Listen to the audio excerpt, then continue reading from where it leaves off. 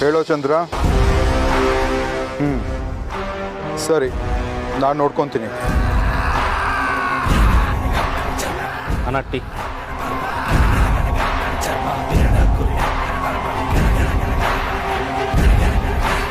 ನಮ್ಮ ಗೆಸ್ಟ್ಗೆ ಟೀ ಕೊಟ್ರಾ?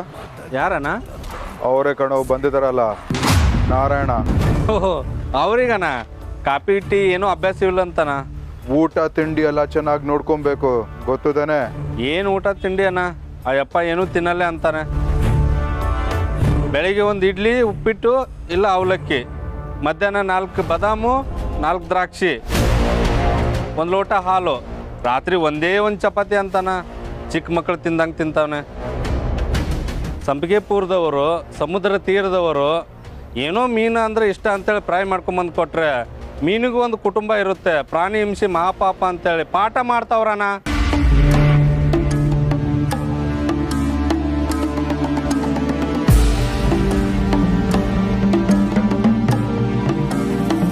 ಮಾಡಲಿ, ಅದು ಎಷ್ಟು ಪಾಠ ಮಾಡ್ತಾರೆ ಮಾಡಲಿ.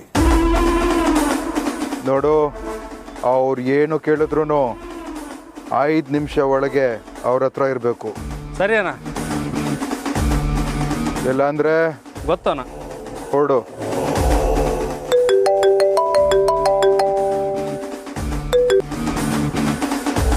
ಹಲೋ, ಹೇಳು ಸುಹಾಸಿನಿ. ಹೇಗಿದ್ದಾರೆ? ನಮ್ಮ ಭಾವ ಸೂರ್ಯನಾರಾಯಣ ವಸಿಷ್ಠ ಅವರು. ಪ್ರಾಣಿ ಹಿಂಸೆ ಮಹಾಪಾಪ ಅಂತ ನಮ್ಮ ಹುಡುಗರಿಗೆ ಪಾಠ ಮಾಡಿಕೊಂಡು ಚೆನ್ನಾಗಿದ್ದಾರೆ. ನಮ್ಮ ಹುಡುಗರು ದಿನಕ್ಕೆ 10-15 ಜನಕ್ಕೆ ಕಾಲ್ ಕೈ ತೆಗಿತಾರೆ. ಅಂಥವ್ರು ಹೋಗಿ ಅಹಿಂಸಾ ಪಾಠ ಮಾಡ್ತಾ ಇದ್ದಾರೆ ನಿಮ್ಮ ಭಾವ. ಛೇ, ನಾನು ಅಲ್ಲಿರ್ಬೇಕಾಗಿತ್ತು. ನನಗೆ ನಮ್ಮ ಭಾವನ್ನ ನೋಡಬೇಕು ಅನ್ನಿಸ್ತಿದೆ. ನೀನಿಲ್ಲಿ ಬರೋದು ಬೇಡ. ನನ್ನ ಹತ್ರ ಇರೋದು ನಾರಾಯಣ್ ರಾವ್. ಅವ್ರಿಗೆ ಹಿಂದಿಂದು ಏನೂ ನೆನಪಿಲ್ಲ. ನೀನು ಬಂದು ಅವನಿಗೆ ಹಳೆದೆಲ್ಲ ನೆನಪಾಗಿ ಸೂರ್ಯನಾರಾಯಣ ವಶಿಷ್ಠ ಆಗೋದು ಬೇಡ. ವೇದಾಂತ್ ಕಾಟ ತಡ್ಕೊಳಕ್ಕಾಗ್ತಾ ಇಲ್ಲ. ಅದ್ರ ಮೇಲೆ ಸೂರ್ಯನಾರಾಯಣ ಸೇರಿಕೊಂಡ್ರೆ ನಮ್ಗೆ ತುಂಬ ಕಷ್ಟ ಆಗ್ಬಿಡುತ್ತೆ. ನೀನಿಲ್ಲಿ ಬರೋದು ಬೇಡ, ಅಲ್ಲೇ ಇರು. ಅಗ್ನಿ ಇಡಿಯಟ್.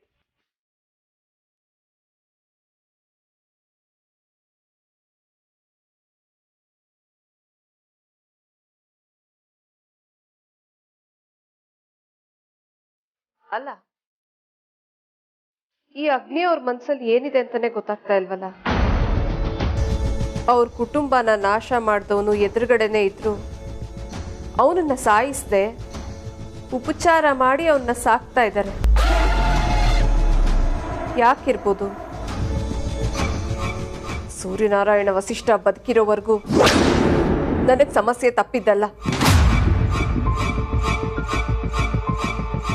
ಅಗ್ನಿ ಬೇರೆನೇ ಏನೋ ಪ್ಲಾನ್ ಮಾಡ್ತಾ ಇದ್ದಾರೆ ಅಂತ ನನಗನ್ನಿಸ್ತಾ ಇದೆ. ಆದ್ರೂ ಇವರನ್ನೇ ನಂಬ್ಕೊಂಡು ಕುತ್ಕೊಳ್ಳೋದಕ್ಕೆ ಆಗಲ್ಲ. ನಾನೇ ಏನಾದರೂ ಮಾಡಬೇಕು.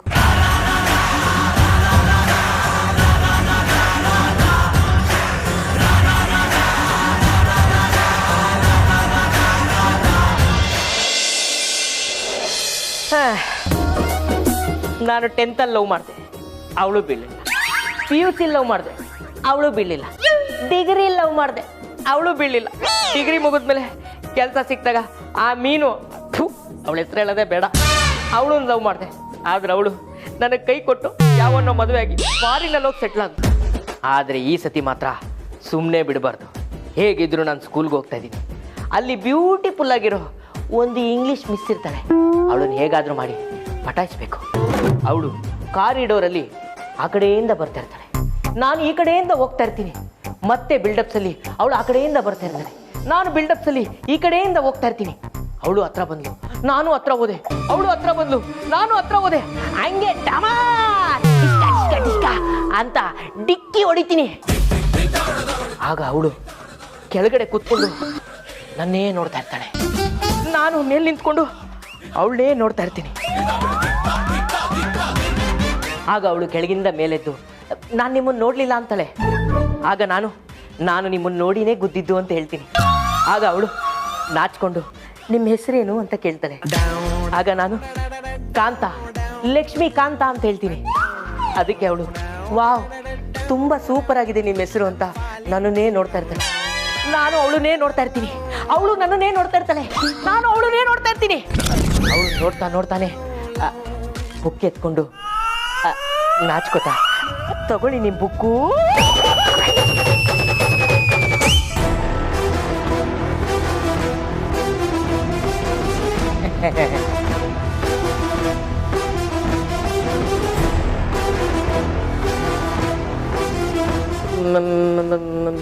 ಮೇಡಮ್ ನೀವಾ? ಹೌದು, ನಾನೇ. ಯಾಕ್ರಿ ಭಯ ಪಟ್ಕೋತಾ ಇದ್ದೀರಾ? ನಾನು ಭಯನಾ?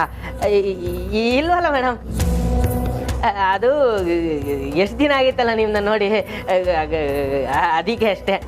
Good afternoon madam, good morning madam. ಸರಿ, ಏನು ಬಂದಿದ್ದು? ಏನಿಲ್ಲಿ? ಅದು ಒಂಚೂರು ಕೆಲ್ಸದ ಮೇಲೆ ಬಂದಿದೆ ಮೇಡಮ್. ಏನದು? ನಿಮ್ಮನ್ನೇ ಕೇಳ್ತಾ ಇರೋದು.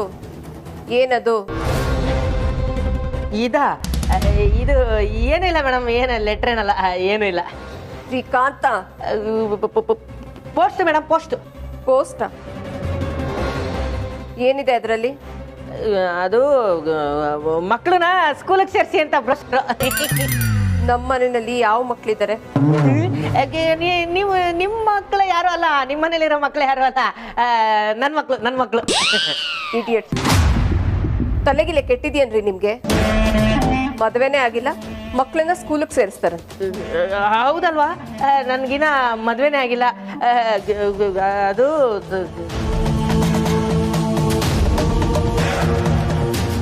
ಮೊದಲು ಆ ಲೆಟರಲ್ಲಿ ಏನಿದೆ ಅಂತ ಹೇಳಿ. ನನಗೆ ಗೊತ್ತಿಲ್ಲ ಮೇಡಮ್. ಕೊಡಿ ಇಲ್ಲಿ. ಮೇಡಮ್ ಅದು ನಿಮ್ಮನ್ನೇ ಕೇಳ್ತಾ ಇರೋದು. ಕೊಡಿ ಇಲ್ಲಿ. ತಗೊಳ್ಳಿ.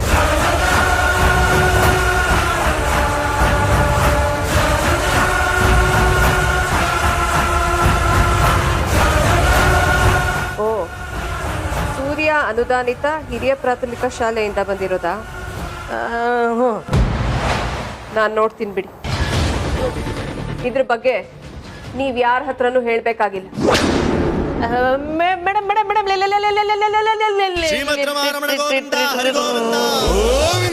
ಅಯ್ಯಯ್ಯೋ, ಈ ಅಮ್ಮ ಲೆಟರ್ ಬೇರೆ ತಗೊಂಡು ಹೊಟ್ಟೋದ್ರಲ್ಲಪ್ಪ. ಈ ಅಮ್ಮ ಬಂದ್ರು ಭಯ ಆಗುತ್ತೆ, ಹೋದ್ರು ಭಯ ಆಗುತ್ತೆ. ಈಗ ಲೆಟರ್ ತಗೊಂಡೋಗಿರೋದಕ್ಕೆ ಇನ್ನ ಭಯ ಆಗ್ತಾ ಇದೆ. ಈಗ ಸಾರ್ಥಕ್ ಸರ್ಗೆ ಏನಪ್ಪ ಹೇಳೋದು? ಮೊದಲೇ ಹೇಳಿದ ಕೆಲಸ ನೆಟ್ಟಗೆ ಮಾಡಲ್ಲ ಅಂತ ಉಗಿದ್ಬಿಟ್ಟು ಹೋದ್ರು.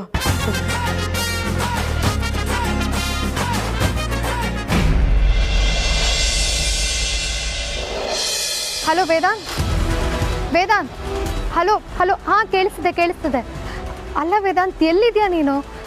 ನಿನ್ನೆ ರೂಮಿಗೂ ಬಂದಿಲ್ಲ, ಏನು ಮಾಡ್ತಿದ್ಯಾ? ನೀನು ಅಪ್ಪನ ಹುಡ್ಕಕ್ಕೆ ಹೋಗಿ 12 ಗಂಟೆ ಆಯಿತು ವೇದಾಂತ್. ಮೊದಲು ನೀನು ಬಾ ಇಲ್ಲಿಗೆ. ನನಗೆ ಅರ್ಥ ಆಗುತ್ತೆ ವೇದಾಂತ್, ನೀನು ಮೊದಲು ಇಲ್ಲಿಗೆ ಬಾ, ನಾವೆಲ್ಲ ಸರಿ ಮಾಡೋಣ. ನಂಗೆ ಅದೆಲ್ಲ ಗೊತ್ತಿಲ್ಲ ವೇದಾಂತ್, ನೀನು ಇವಾಗ ಬಾ ಅಷ್ಟೆ. ಬಂದಮೇಲೆ ಯೋಚನೆ ಮಾಡೋಣ ವೇದಾಂತ್. ನೀನು ಆತದಲ್ಲಿ ಏನೋ ಡಿಸಿಷನ್ ತೊಗೊಳ್ಬೇಡ. ನನಗೆ ಅರ್ಥ ಆಗ್ತಿದೆ ವೇದಾಂತ್. ಅಗ್ನಿನ ಯಾಕೆ ನಿಮ್ಮ ತಂದೆ ಬಚಾವ್ ಮಾಡಿದ್ರು ಅನ್ನೋ ಕನ್ಫ್ಯೂಷನಲ್ಲಿದೆಯಾ.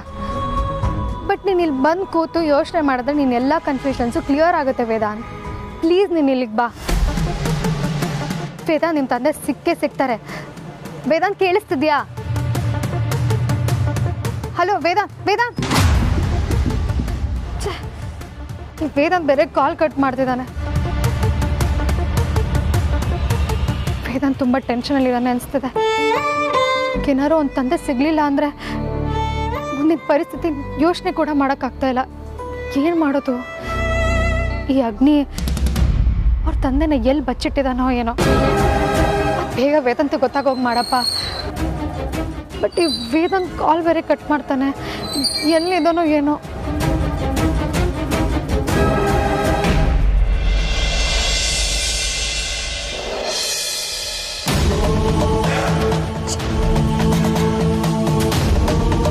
ಆ ಪ್ರಾಬ್ಲಮ್ಮು ಸಾಲ್ವ್ ಆಯಿತು ಅಂತ ಅಂದ್ಕೊಂಡ್ರೆ ಯಾವುದೋ ಹೊಸ ಪ್ರಾಬ್ಲಮ್ ಬಂತಲ್ಲಪ್ಪ.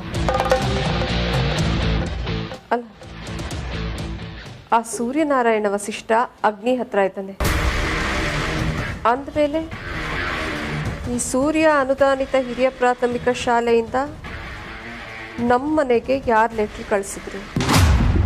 ಅಡ್ರೆಸ್ ಎಲ್ಲಿಂದ ಸಿಕ್ತು? ಇಷ್ಟು ವರ್ಷ ಇಲ್ಲದೆ ಇರೋದು ಈಗ ಇದ್ದಕ್ಕಿದ್ದ ಹಾಗೆ ಲೆಟರ್ ಬಂದಿದೆ ಅಂದರೆ ಏನಿದ್ರ ಅರ್ಥ? ಎನಿವೆ, ಯಾವುದೇ ಕಾರಣಕ್ಕೂ ಈ ಲೆಟರು ಬೇರೆ ಯಾರ ಕೈಲೂ ಸಿಗಬಾರ್ದು. ಸಿಕ್ಕರೆ ನಾನು ಕೆಟ್ಟೆ.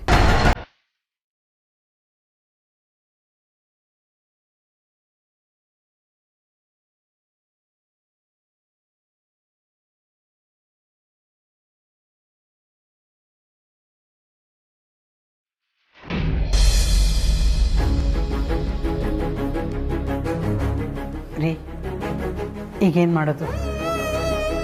ನನಗೂ ಏನೋ ಗೊತ್ತಾಗ್ತಾ ಇಲ್ಲ ಪ್ರೀ. ಗಾಬ್ರಿಲ್ ಏನೋ ಹೊಳಿತಾ ಇಲ್ಲ. ಹಾಗಂತ ಏನು ಮಾಡದೇ ಇರೋದಕ್ಕೂ ಆಗೋದಿಲ್ಲ. ಈಗ ಒಂದೊಂದು ಕ್ಷಣನೂ ಮುಖ್ಯ ಆಗುತ್ತೆ. ನೋಡೋಣ, ಇರು, ಎಲ್ಲ ಸರಿ ಹೋಗುತ್ತೆ. ಅಂಜು, ಇವತ್ತು ದುಬೈ ಹೊರಡೋ ವಿಮಾನಗಳು ಯಾವ್ಯಾವ ಅಂತ ಚೆಕ್ ಮಾಡು. ಹಾಂ, ನೋಡ್ತೀನಿ.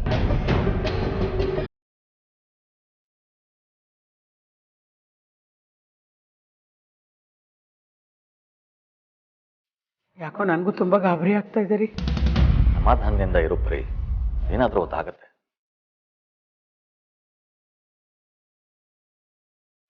ಅಂಜು, ಎಷ್ಟೊತ್ತಮ್ಮ? ಬಾ ಬೇಗ. ಅಂಜು ಬಾರೇ. ಅಪ್ಪ, ದುಬೈಗೆ ನೆಕ್ಸ್ಟ್ ಫ್ಲೈಟ್ ಇರೋದು 1:15ಗೆ. ಈಗ 10:30, ಇನ್ನು 3 ಗಂಟೆ ಟೈಮ್ ಇದೆ. ಅಂದರೆ ಆರ್ತಿ ಇನ್ನೂ ಅಂದ್ರೆ ಅಕ್ಕ ಇನ್ನು ಏರ್ಪೋರ್ಟ್ ಅಲ್ಲೇ ಇರ್ತಾಳೆ. ರೀ, ಹಾಗಾದ್ರೆ ನೀವು ಬೇಗ ಹೋಗಿ ಕರ್ಕೊಂಡು ಬನ್ನಿ. ಹೋಗ್ರಿ ಹೋಗ್ರಿ ಬೇಗ. ಅದಕ್ಕೆ ತಾನೇ ನಾವು ಇಷ್ಟೆಲ್ಲ ಮಾಡ್ತಾ ಇರೋದು ಪ್ರೀ. ಅಪ್ಪ, ನಾವ್ ಈಗಲೇ ಹೊರಟ್ರೆ ಅಕ್ಕ ಸಿಕ್ಕೇ ಸಿಗ್ತಾಳೆ. ಸರಿ, ನಾನು ಹೋಗಿದ್ದು ಬರ್ತೀನಿ. ಅಪ್ಪ, ನಾನು ಬರ್ತೀನಿ. ನೀನು ಬೇಡ ಅಂಜು, ಅಮ್ಮನ ಜೊತೆ ಇರು. ರೀ, ಒಂದು ನಿಮಿಷ ಇರಿ. ಜೊತೆಲಿ ಅಂಜುನ್ ಕರ್ಕೊಂಡು ಹೋಗಿ. ಅಲ್ಲಿ ಏನಾದರೂ ವಿಚಾರ ಮಾಡ್ಕೊಳ್ಬೇಕಾಗ್ತಾಳೆ. ಏರ್ಪೋರ್ಟಲ್ಲಿ ಕೆಲಸ ಇರುತ್ತೆ ರೀ, ಕರ್ಕೊಂಡು ಹೋಗಿ. ಹಾಗಾದ್ರೆ ನೀನು ಇಲ್ಲೂ ಒಬ್ಳೇ ಇರ್ತೀಯಾ? ಹಾಂ ರೀ, ನಾನು ಇರ್ತೀನಿ, ನೀವು ಹೊರಡಿ.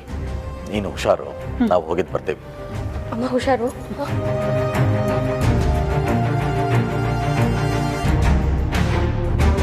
ದೇವ್ರೆ, ನನ್ನ ಮಗಳು, ಅವಳ ಮಗು ಇಬ್ರು ನಿನ್ನ ಜವಾಬ್ದಾರಿ. ಅವ್ರಿಗೇನು ಆಗೋದು ಬೇಡ, ಕ್ಷೇಮವಾಗಿ ಅವ್ರ ಮನೆ ತಲುಪಬೇಕು. ನಾನು ಇನ್ನೇನೇ ನಂಬ್ಕೊಂಡಿದ್ದೀನಿ.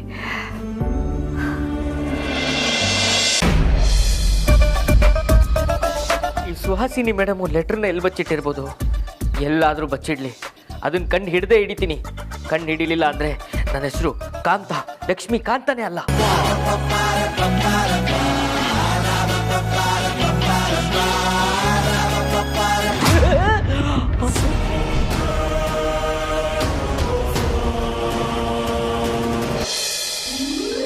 ಕದಿಯಕ್ಕೆ ಮುಂಚೆನೆ ಸಿಕ್ಕಾಕೊಂಡ್ಕೊಳ್ಳ ನಾನೇ ಅನ್ಸುತ್ತೆ. ಮೇಡಮ್, ನಾನೇನು ಮಾಡಿಲ್ಲ ಮೇಡಮ್. ಹೊಸಮ್ಮ ನೀವಾ? ನಾನೆಲ್ಲೋ ಸುಹಾಸಿನಿ ಮೇಡಮ್ ಅನ್ಕೊಂಡೆ. ಏನಾಯ್ತು ಕಾಂತ ಅವ್ರೆ? ಅಯ್ಯೋ, ಅದೊಂದು ದೊಡ್ಡ ಕತೆ. ಸೂರ್ಯ ಅನುದಾನಿತ ಹಿರಿಯ ಪ್ರಾಥಮಿಕ ನಾನು ಈ ಕೆಲಸ ನಿಮ್ಗೆ ವಹಿಸಿರೋದು ಯಾರಿಗೂ ಗೊತ್ತಾಗ್ಬಾರ್ದು, ವೇದಾಂತೂ ಕೂಡ. ಏನಂದ್ರಿ ನೀವು? ಸೂರ್ಯ ಅನುದಾನಿತ?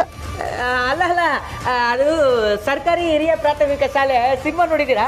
ತುಂಬಾ ಚೆನ್ನಾಗಿದೆ ಅಂತ ನಾನು ನೋಡಿದ್ದೆ. ಇನ್ನೊಂದ್ಸತಿ ನೋಡ್ಕೊಂಡ್ ಬಂದ್ಬಿಡ್ತೀನಿ, ಬರ್ಲಾ?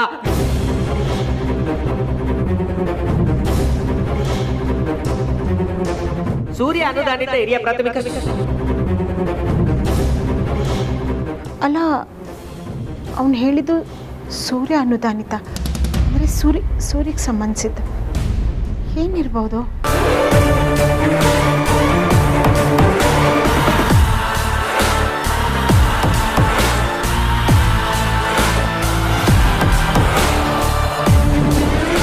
ಅಗ್ನಿ ಒಬ್ಬ ಇಡಿಯಟ್.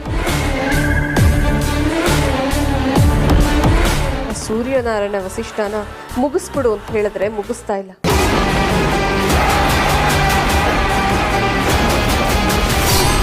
ಅವ್ರದ್ದೇ ಏನೋ ಬೇರೆ ಗೇಮ್ ಆಡ್ತಾ ಇದ್ದಾರೆ. ಹೋಗ್ಲಿ, ನನಗೆ ಯಾವ ಡೀಟೇಲ್ಸು ಹೇಳ್ತಾ ಇಲ್ಲ.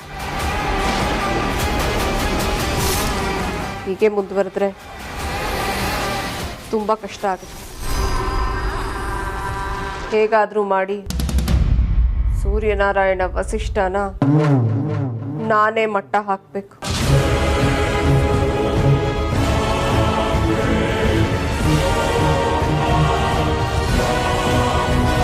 ಇವನ್ ನೋಡಿದ್ರೆ ಸೂರ್ಯನಾರಾಯಣ ಅನುದಾನಿತ ಶಾಲೆ ಅಂತ, ಇವಳು ನೋಡಿದ್ರೆ ಸೂರ್ಯ ಬಗ್ಗೆ ಮಾತಾಡ್ತಿದ್ದಾಳೆ. ಏನಾಗ್ತಾ ಇದೆ ಇಲ್ಲಿ? ಏನು ಹೊಚ್ಚಾಗ್ತಿದ್ದಾಳೆ ಇವಳು?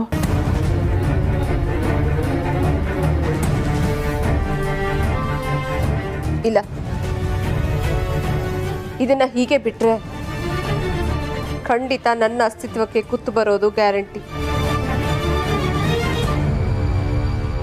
ಎಲ್ಲದಕ್ಕೂ ಆ ಅಗ್ನಿ ಅವ್ರನ್ನೇ ನಂಬ್ಕೊಂಡಿರೋದಕ್ಕೆ ಆಗಲ್ಲ. ಕೆಲಸನ ನಾನೇ ಮಾಡಬೇಕು. ಸೂರ್ಯನಾರಾಯಣ ನಾಳೆ ಬೆಳಗ್ಗೆ ಸೂರ್ಯೋದಯನ ನೋಡಬಾರ್ದು.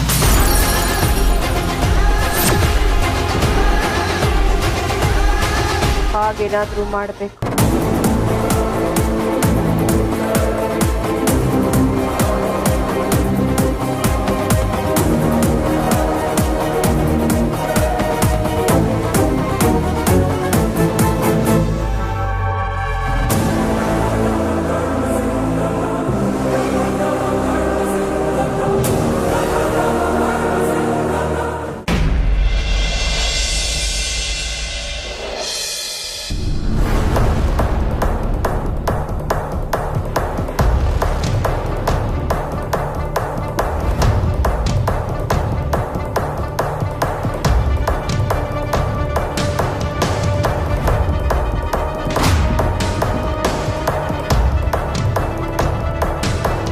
ಸೂರ್ಯನಾರಾಯಣ ವಸಿಷ್ಠ, ಆದಷ್ಟು ಬೇಗ ನಿನಗೆ ಮುಕ್ತಿ ಸಿಗುತ್ತೆ.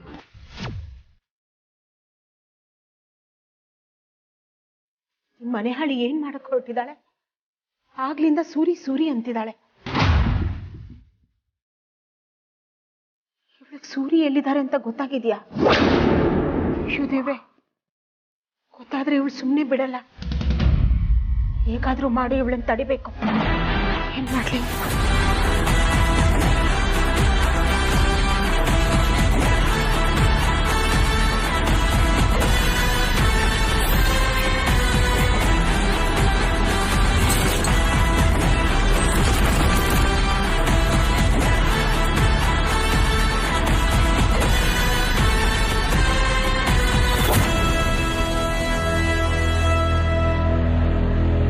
ಈ ಅಗ್ನಿ ಎಲ್ಲಿರಬಹುದು?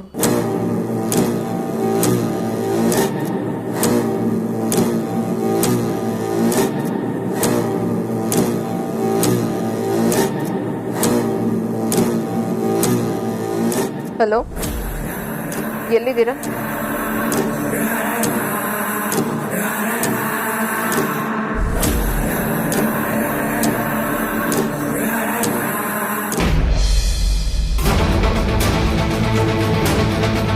ಸುಮ್ಮನೆ ಹೀಗೆ ಕೈ ಕಟ್ಕೊಂಡು ಕೂತ್ಕೊಂಡ್ರೆ ಆಗಲ್ಲ. ಆ ಸುಹಾಸಿನಿಗೆ ಸೂರಿ ಬಗ್ಗೆ ಏನೋ ಗೊತ್ತಾಗಿದೆ. ಸೂರಿಗೆ ಏನೋ ಮಾಡಕ್ ಹೊರಟಿದ್ದಾಳೆ. ಅವಳನ್ನ ಹೇಗಾದ್ರೂ ಮಾಡಿ ತಡಿಬೇಕು. ಹೇಗೆ ತಡಿಯೋದು?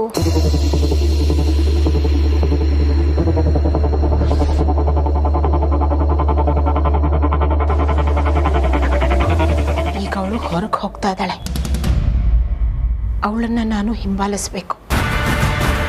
ಹೇಗಾದ್ರೂ ಮಾಡಿ ಪತ್ತೆ ಹಚ್ಚಬೇಕು ಅವಳು ಎಲ್ಲಿ ಹೋಗ್ತಿದ್ದಾಳೆ ಅಂತ. ಆಗ್ಲೇ ಕುಟುಂಬ ಸೂರ್ಯನ ನಾನು ಕಾಪಾಡ್ಕೊಳಕ್ಕಾಗುತ್ತೆ.